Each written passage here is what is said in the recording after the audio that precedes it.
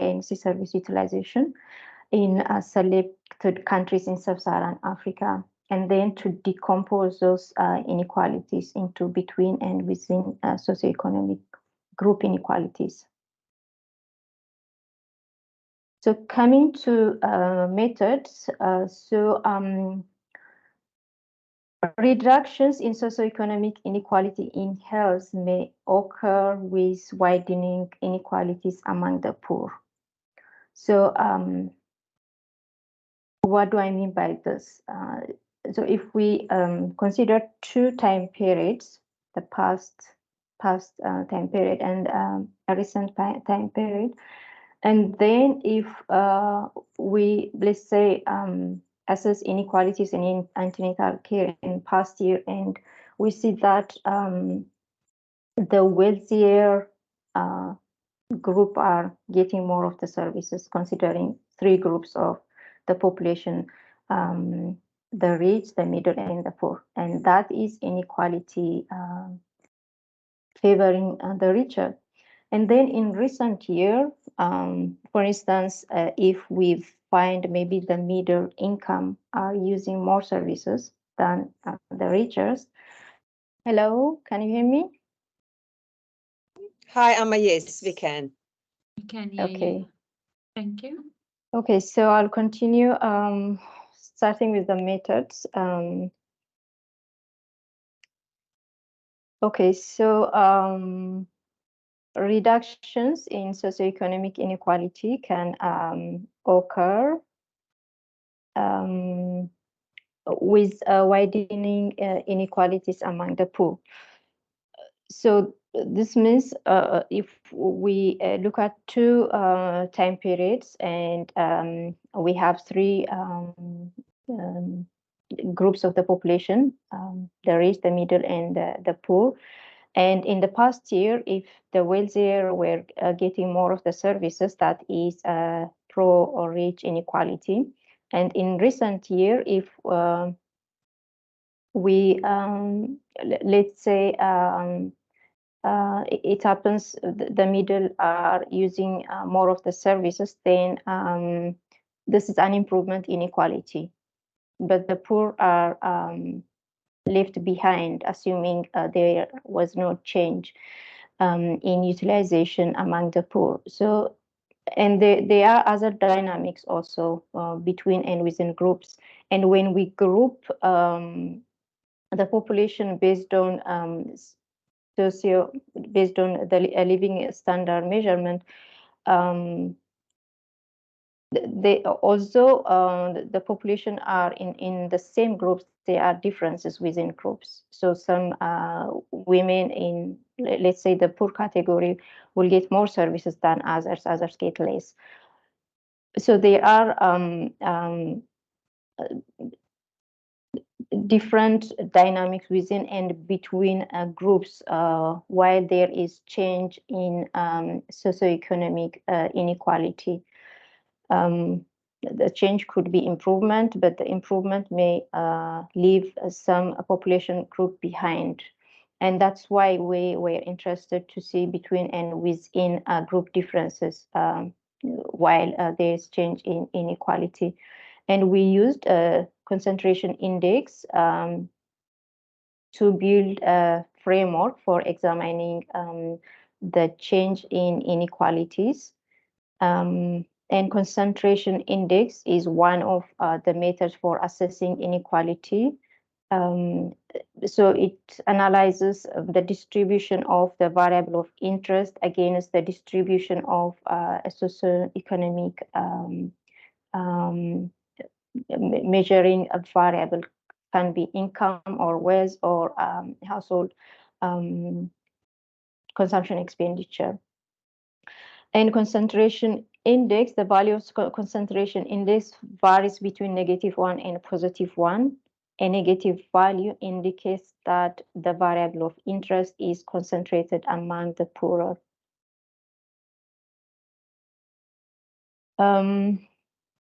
So then the concentration index can be decomposed into between group inequality and within group inequality, as you can see here.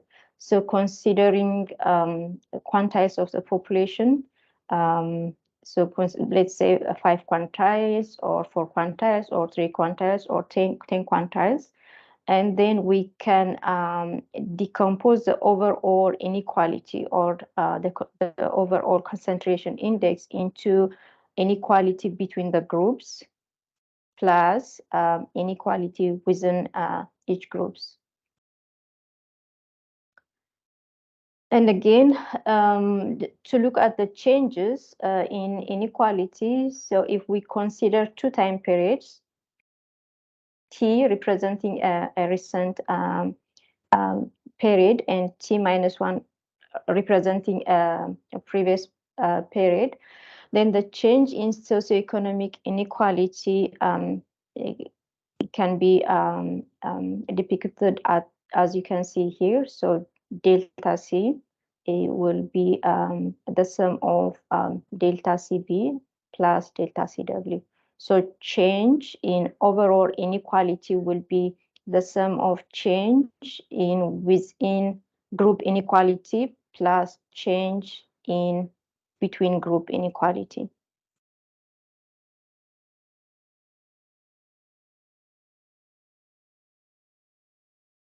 Okay, so considering this framework and the components, there are 3 possible values for each of these components. So so the change could be pro-poor with a negative value, or it can be pro-rich with a positive value, or 0. There's no change. So if we start with a change in between group inequality, delta CB, then the change in between group inequality would be pro-poor, or there is a pro-poor shift if the between group inequality in the past year was pro-poor, and in present year it becomes more pro-poor. So that is a pro-poor shift.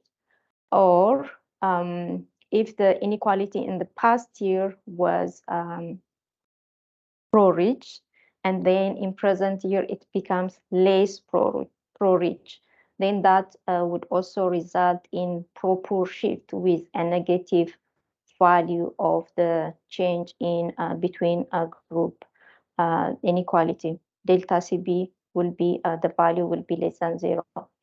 And the converse will be the case for positive or pro-rich shift.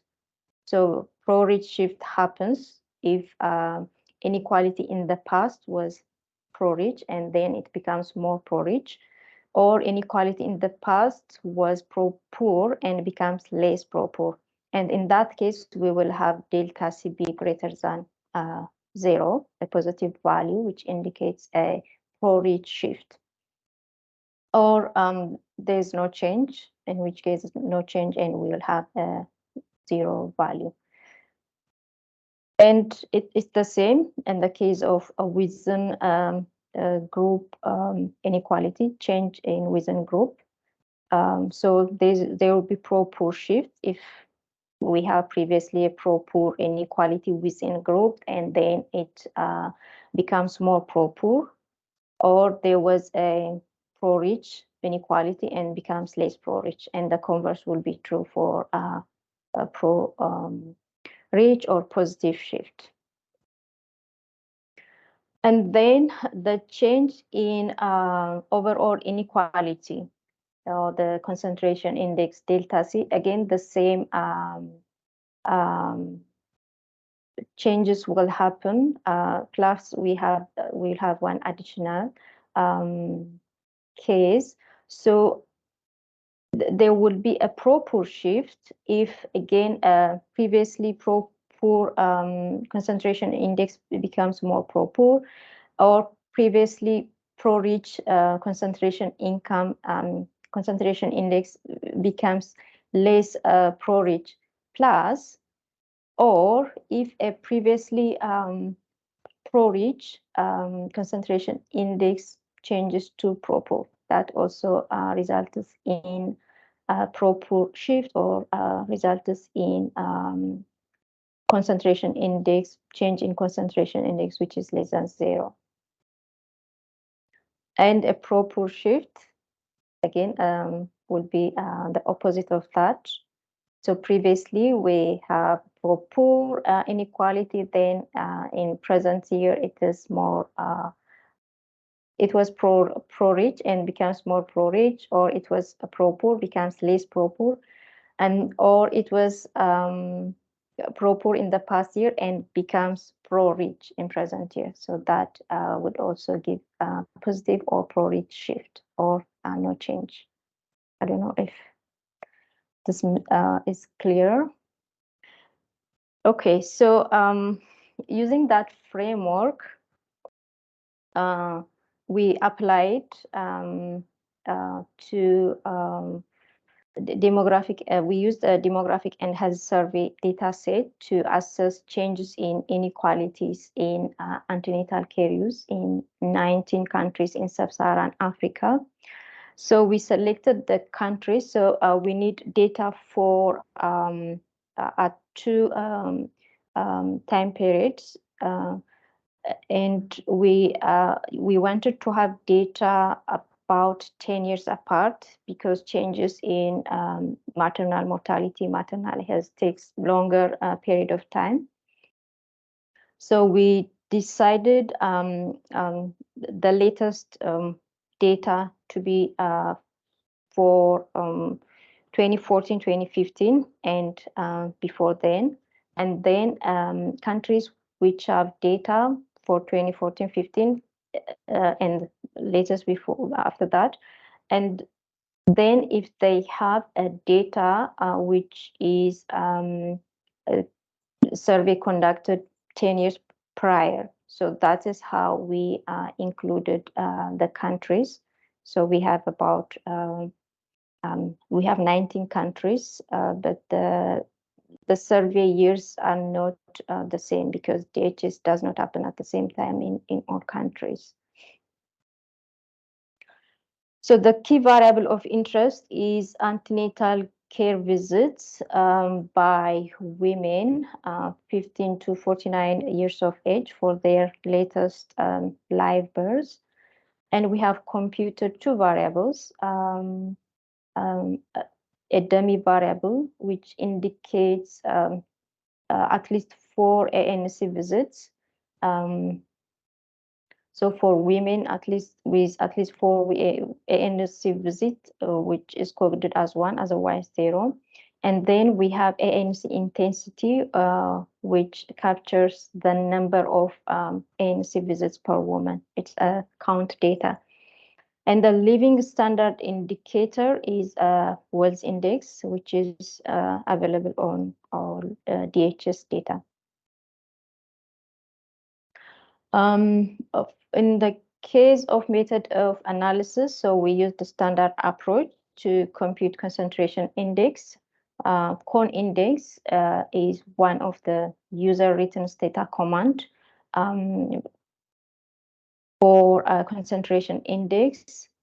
And so while we're using con index, previously it has been suggested that for binary or categorical dependent variables, there should be normalization of the concentration index.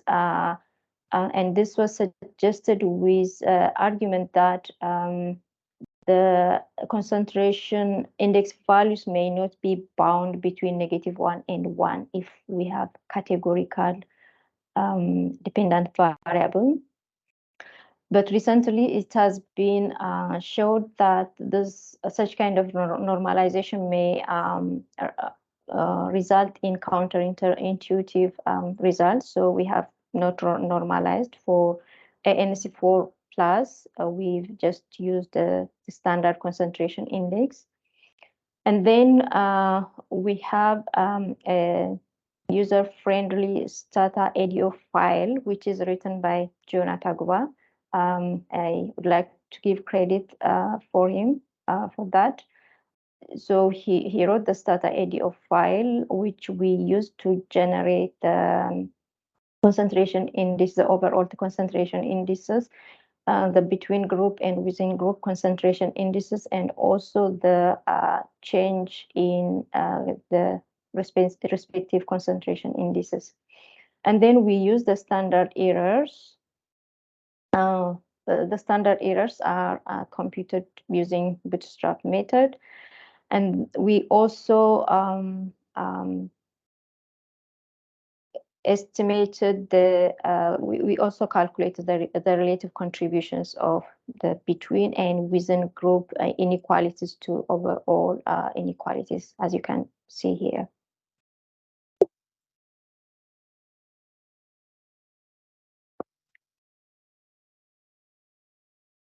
Okay, so when I come to the results, so this table presents descriptive statistics. So the proportion of women with at least 4 ANC visits for the selected years, and also the average number of ANC visits. So overall, countries have improved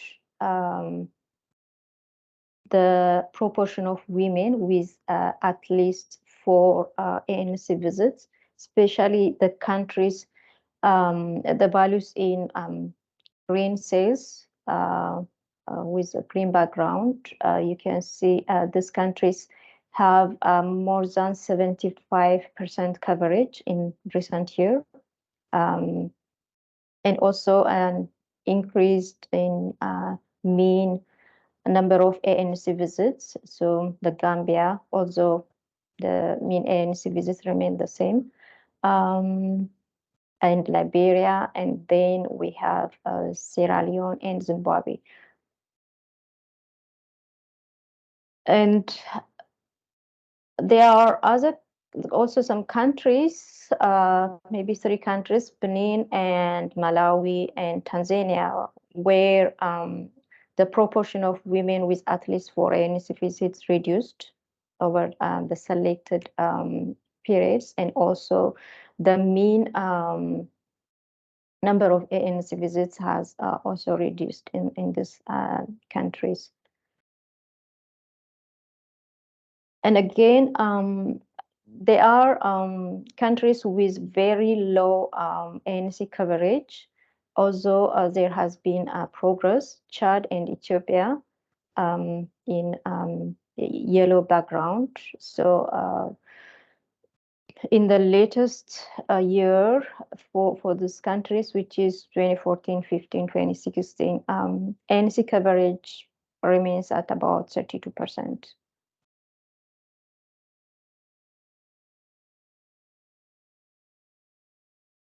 Okay, so then when I moved to the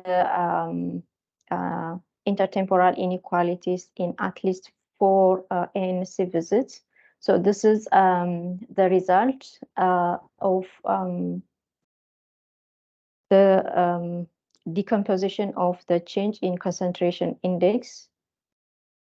So what we see here is that in we have C superscript T minus 1 and C superscript T, which are the concentration indices for the past year. T minus 1 is for the past year, and CT for the present year, the recent year. And as you can see, this concentration indices are positive for almost all countries in both years, except Sierra Leone and Zambia, where we see a negative concentration index for the recent year.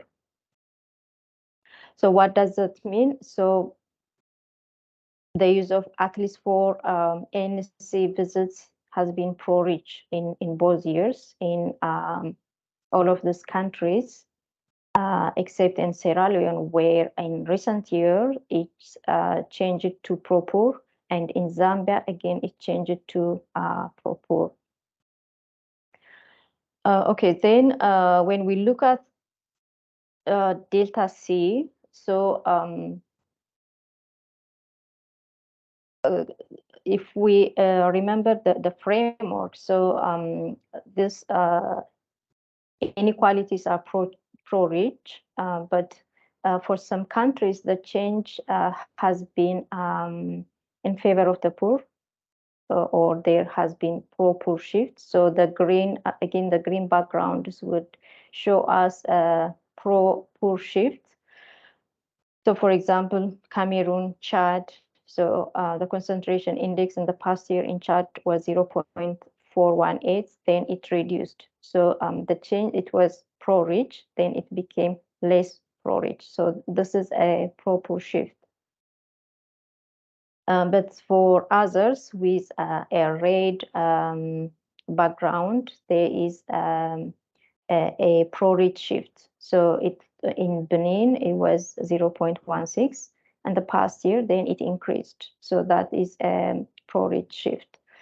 And for other countries, mostly we see a pro-poor shift, except for again Rwanda, which is again significant pro-rich shift. And Tanzania also showed a significant pro-rich shift in overall inequality. Then when we look at on the changes in between group and within group inequalities, so the interpretation is the same. So in some countries, we see a pro-rich shift, and the green one shows the pro-poor shift.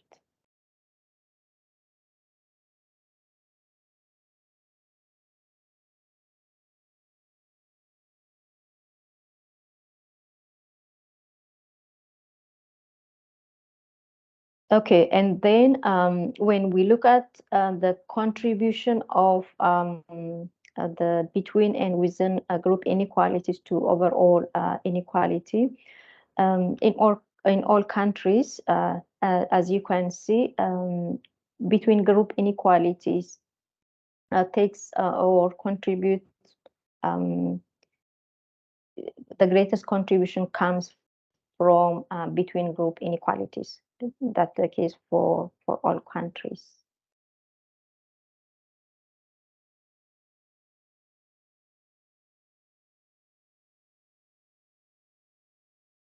So the next result is on the intertemporal inequality in ANC intensity, the number of ANC visits. So we have a similar result here. So looking at T-1 CT, the concentration index for the past and recent year, they are all positive. So it remains pro-rich. But again, in terms of the shift, the change in inequality, there is, for most countries, a pro-poor shift with a negative value for delta C, except for countries with red background, which is Burundi, but it's not statistically significant. And Mali, again, not statistically significant, but in Rwanda, we see a statistically significant pro-rich shift in the overall inequality. For the other countries, it has been a pro-poor shift and been significant, statistically significant in many countries like Chad, in Cameroon also marginally significant, Chad, Ethiopia, Ghana, and other countries. And between and within groups, again, we see poor shift for most countries, and a few countries have a pro-rich shift, and the same is the case for within group inequalities, mainly pro-poor shift. And this pro-poor shift in ANC intensity is mainly because the change in inequalities in terms of the overall inequality is becoming less pro-rich. Otherwise, the inequalities, the overall inequality is still pro-rich, but it's becoming less pro-rich. That's why we are seeing a pro-poor shift. And in terms of the contribution of between and within group changes to overall change, again, between group inequality dominates, except for Tanzania, where we see a kind of 50-50% split in terms of contributing to overall inequality. Okay, so coming to the discussion, so most countries have improved ANC coverage, and some countries have more than 75% coverage, like the Gambia, Ghana, Liberia, Sierra Leone, and Zimbabwe. But again, we've seen other countries with reducing coverage, ANC coverage, and these countries, we can say they are off track to improving maternal health services and attaining the SDG targets in relation to maternal health. And this is particularly the case because the current recommendation is 8 ANC contacts, and these countries are not yet improving 4 ANC visits. And again, we've seen that ANC utilization is concentrated among the richer women. There has been reductions in socioeconomic inequality, but as we have seen, inequalities are still pro-rich, although they are becoming less pro-rich. And again, some countries like Benin Republic, Rwanda, and Tanzania, there has been a pro-rich shift, and this does not align with the goal of closing service coverage gap in reducing inequalities. And again, also, we have seen that there has been significant pro-poor shift in socioeconomic inequality in ANC coverage. Inequity still persists because when we assess inequality, we do not look at need. We are just looking at the distribution of health service use against the distribution of income. But when we assess equity, we need to consider a need, and it is we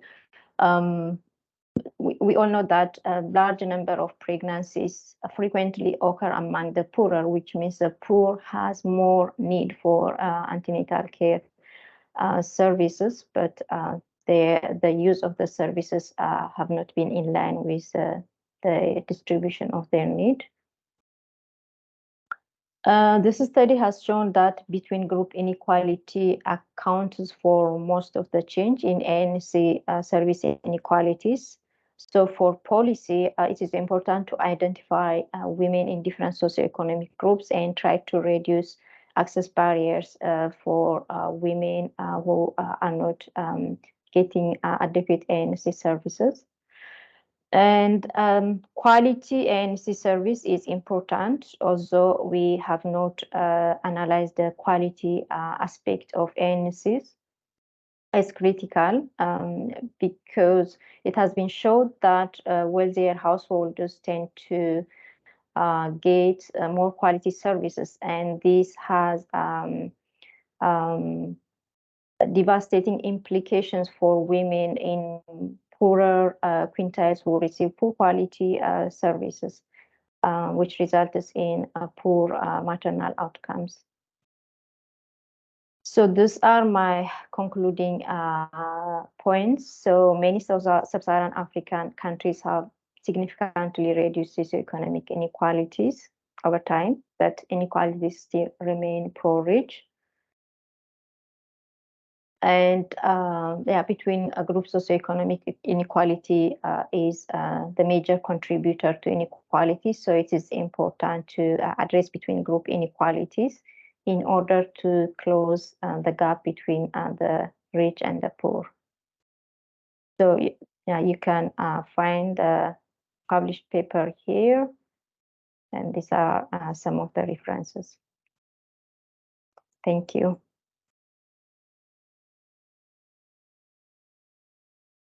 Wonderful. Thank you, Amma. And apologies for the disruption. I know it is frustrating for all of us, but we managed somehow. All right, so we have, let's say, 5 to 10 minutes for discussion and questions. So I see that there's one hand up already. Pancho? Thank you so much. I just wanted to ask, Rwanda has always been lauded as an exemplary country for the Sustainable Development Goals. So how do we square these data with what else we know about Rwanda? Thank you. Thank you.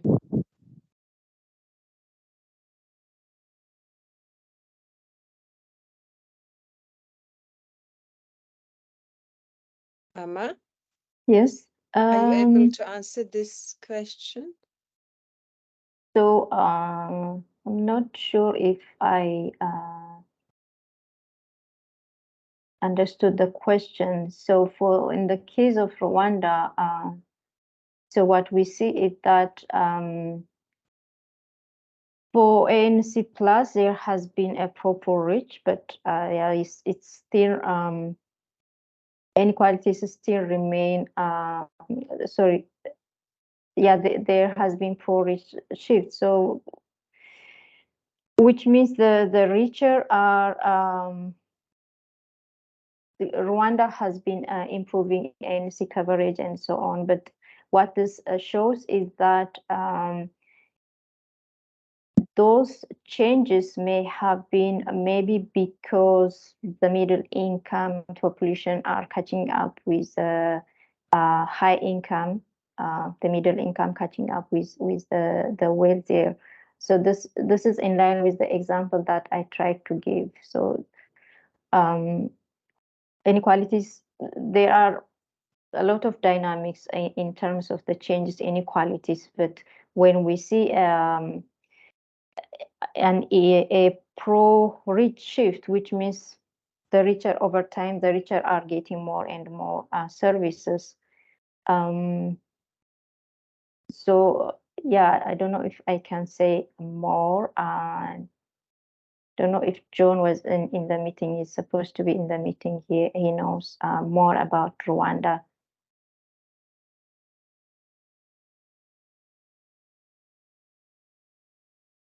I don't think John is here. Mm. No, I'm just checking the list of participants. No. So Pancho, has Amma answered your question, or do you want to debate a No, bit she further? has. No, I think she has. Okay, wonderful, wonderful. Thank you both. Okay, so any other questions or comments? Any points for clarification?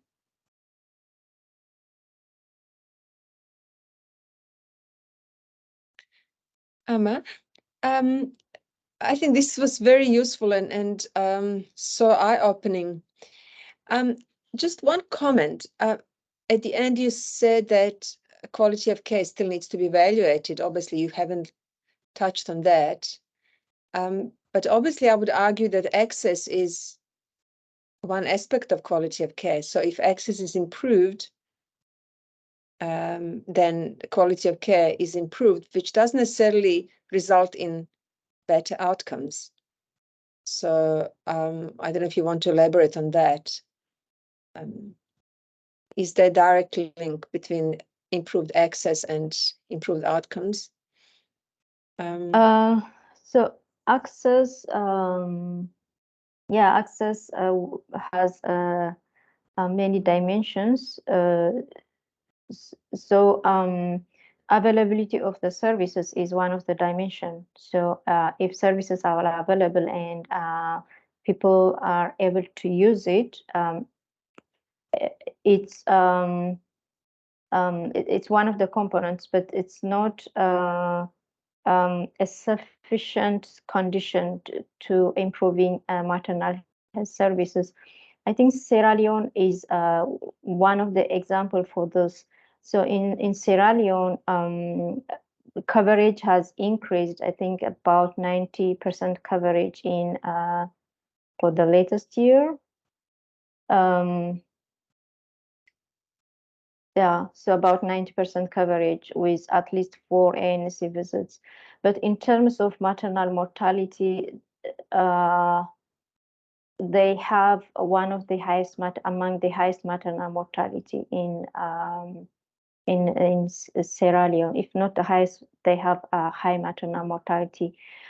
So which indicates that it's not just getting the services. If the services or going to the health facility and like unless there is a quality service provided to the population, that may not necessarily result in improving healthcare services.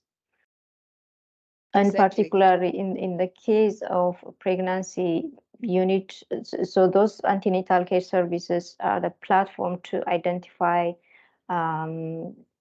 risks and foresee complications. So if the staff is not qualified enough or there's no equipment to see that, it doesn't help. So that there are many quality dimensions, but yeah, I don't know. Exactly. I answered. You absolutely have, and it is the process quality of care that matters and impacts on the outcome as much as the access dimension. Sue, I see your hand up. Hi, colleagues. Thanks, Emma. I thought that was really, really interesting and really well done. And it's just a comment that it's a bit of a sobering presentation, and for us to all consider that in our drive to provide more effective services, what we sometimes find is that as the more effective services are implemented, for example, 8 antenatal visits, that is initially taken up by the wealthier. And so moving the dial in terms of effectiveness will often be pro-rich in the short run. But if we continue to move it in terms of effectiveness, it will always be, our service will continue to be pro-rich. And so it really was a good illustration for me of the importance to think carefully about equity in all the decisions that we make. So I just wanted to make a comment, and I enjoyed the presentation. Thanks. Thank you. Wonderful. Thanks, Sue. Maylene, I see your hand up. Go ahead. Thank you very much. Can you hear me, Edina? Clearly? Yes. Thank you. Thank you. Thank you so much, Amarech, for that presentation. And as I was talking, it sort of takes me to a concept that Cesar Victoria writes about, and that's the inverse equity hypothesis. And meaning in an inequitable situation, as Sue indicated, when you try and improve things, it's those with capacity that are able to take it on. So those districts with capacity, those facilities with capacity, those groups with capacity that can actually take on a new policy proposal or a shift in targets or whatever the case might be. And so how do we protect that from happening, or how do we increase the capacity of groups of people or facilities or districts and so on to be able to take up the opportunities that come with a change in intervention or policy. So it's a very tricky one, actually. And I think, as Sue indicates, quite often we do see these widening equity gaps for quite some time before we actually see an equalization. And I think, yeah, I just wanted to share that sort of concept of inverse equity hypothesis comes up for me when I see what Amarech had presented. Thanks, Marlene, for a really valid point. So it is the ability to benefit from a service that matters as much as the availability of them, the availability of services, in this case, antenatal care. Amma, do you want to just comment on this? And then we can close. Yeah, I mean, I don't think I'll have any more comment because she has explained it well. Yeah, the inverse care law, I think applies for all types of health services where the poor, which need more services, get less of the services, and that is due to, yeah, as we have already said, a lot of access barriers, and what needs to be done is to identify those access barriers and try to address. Otherwise, the inverse care law is like a fact there for us, unless we want to do policies that prioritize the disadvantage, the poorer, in order to change that. Yeah, I think that's all I can say. Great. Well, then we can end here. Thanks, Amma, again, for a really useful presentation, and thanks to everybody else who attended this noon meeting organized by the Health Economics Unit. Thank you, everyone. Bye. Bye-bye, everyone.